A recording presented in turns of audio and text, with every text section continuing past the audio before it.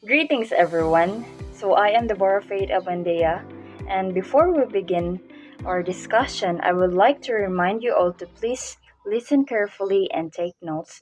Idagandagan taog slide. Ay.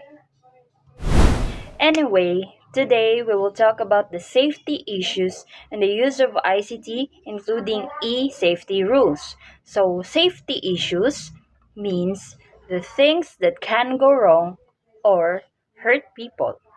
And ICT stands for Information and Communication Technology. And the safety issues in the use of ICT means the risky things that can happen in using this kind of technology, such as mobile phones, computers, internet, social media, and many more. Then we will discuss e-safety rules later on. So the objectives of this topic is to identify and explain safety issues on the use of ICT and list and apply e-safety rules in the use of ICT. Nowadays, everyone uses technology in their daily living. Now, before we proceed, let me ask you a question. What are the positive effects of technology? All right, thank you for the wonderful answers. So, you all have a point. Technology really is useful to us. However, if it is not used properly, then it can cause harm. Now, let us discuss the safety issues or the risks on the use of ICT. The first risk is being exposed to inappropriate content. Example of this are the pornography, violence, or extremist content.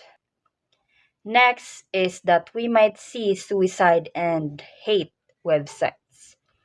So we can see that right now the suicide rates are very high, and it is not just about the environment of a person that is a contributor to it, but it is also the harmful websites on ICT. Next is cyberbullying. So it is bullying online, and people might use messages, photos, or mean comments on the social media. Privacy risk. If you're not careful enough, if you openly share your personal information online, then it can lead to privacy risk. Next, we have too much screen time. Too much screen time really affects our health, especially our eyes, our sleep, our mental health, and then our physical health. It just affects our lifestyle. Next is by having an addiction to gambling or gaming. And then scams and viruses. So we can get scam online if we're not careful enough. And if magpataka at sulod sa usa ka link, then our phones might get viruses. Next is social pressure, or what we call in today's generation FOMO, or fear of missing out. So we might feel forced to always be online and reply to messages because we are afraid to be late on the trends and to never be updated. Next are the minor misuse of ICT in school. So we think that these things are just normal in school. However, it is also a way of misusing technology. First is plagiarism. So it is when you copy someone else's work and then submit it as your own work. So that is what you call plagiarism, and it is not good. It is misusing ICT. And then downloading unrelevant files. So it is when a student mag-download siya og movies or apps that is not school related and just for their personal use. So it can waste the school resources and it can slow its system. Next is using another person's account. So this violates privacy, especially if you don't have their permission to use their account. Next is mobile phone misuse. So this is when students misuse mobile phones because they are not able to manage and when will they use their phones.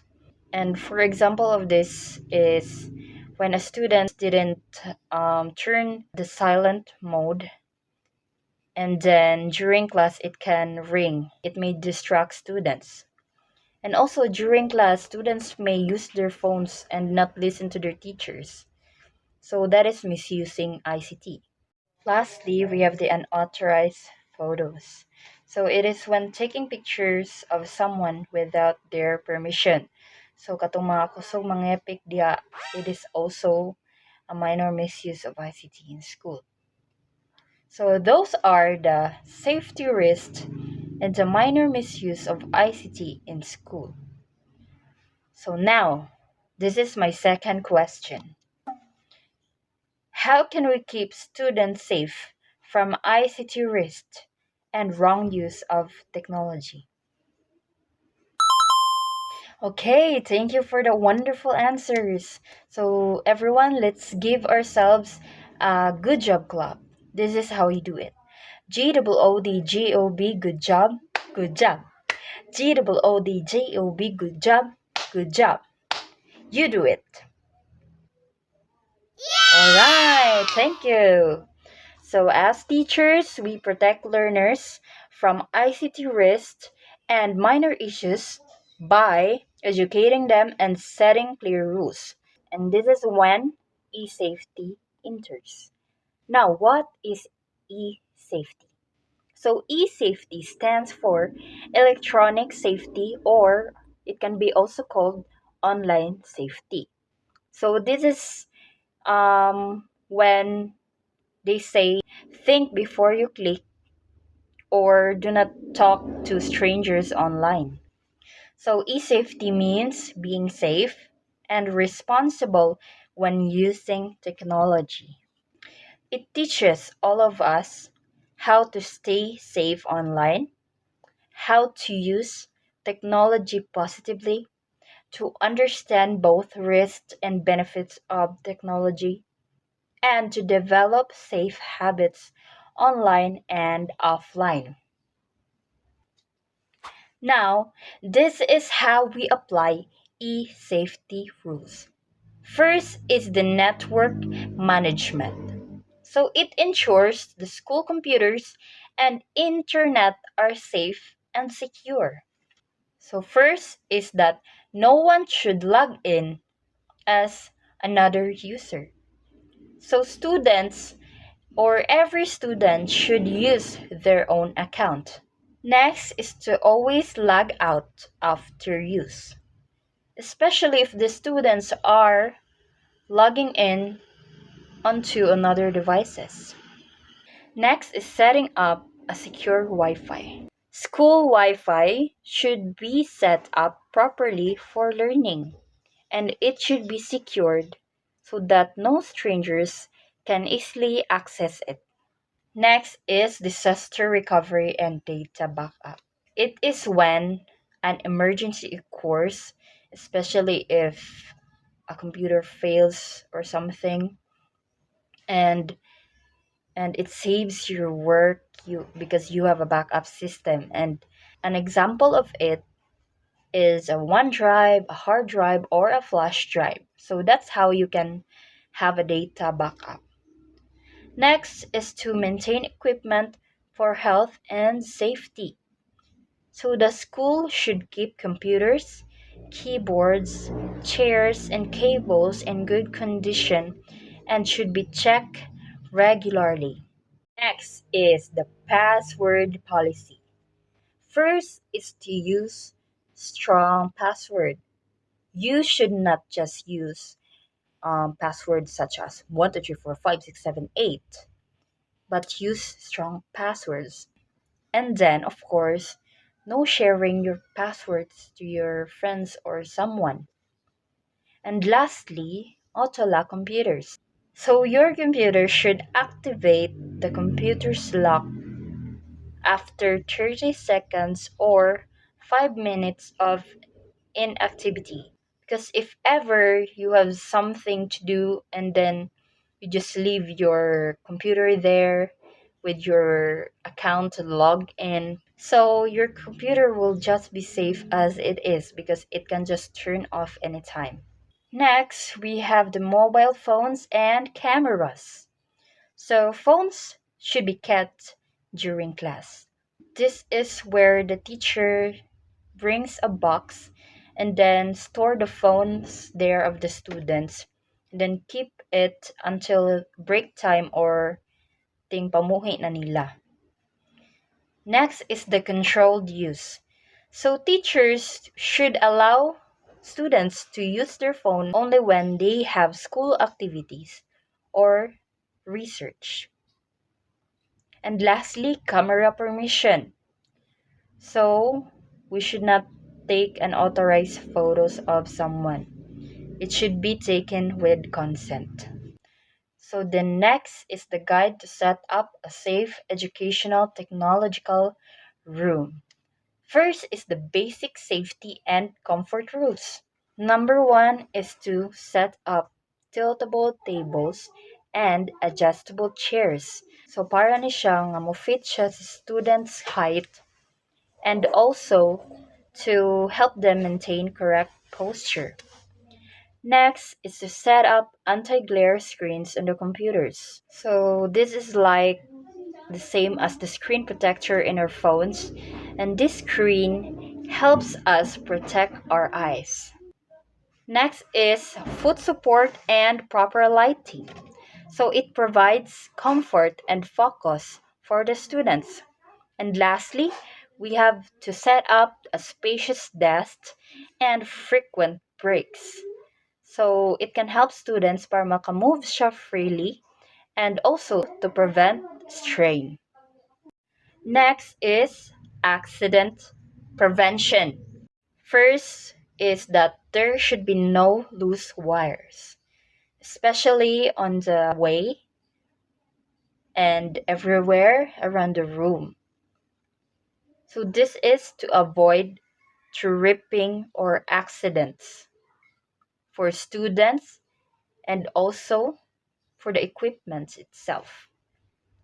Next is don't overload sockets because overloading power outlets can cause overheating and then eventually results to fire. Next is store bags properly. So we should have storage for their bags or their things, or they just put it under their desk because it is also to avoid some accidents like tripping again. Because obviously it is to avoid spills on the computer. And then the food crumbs of it might get the attention of insects. And then lastly is the equipment and safety checks. First is the annual safety test. So devices should be tested yearly to ensure that the devices are safe and to avoid malfunctioning. Second is to have a proper heating and ventilation. So this is when you set up an air con or electric fan or just open the windows just to avoid overheating. Then lastly, set up fire extinguishers and clear exits. It is also for emergency. Now, this is my one last question. What is the difference between using technology safely and being safe online? Okay, thank you for your answers. So, using technology safely means avoiding physical harm, like preventing eye strain, tripping over wires, or sitting properly at the computer. And then being safe online means protecting your personal information, avoiding harmful websites, and not talking to strangers. ICT gives us the power to learn, create, and connect. But with power comes responsibility. By practicing e-safety and respecting digital rules, we can explore the digital world safely. And that is the safety issues and the use of ICT, including e-safety rules. Thank you for listening.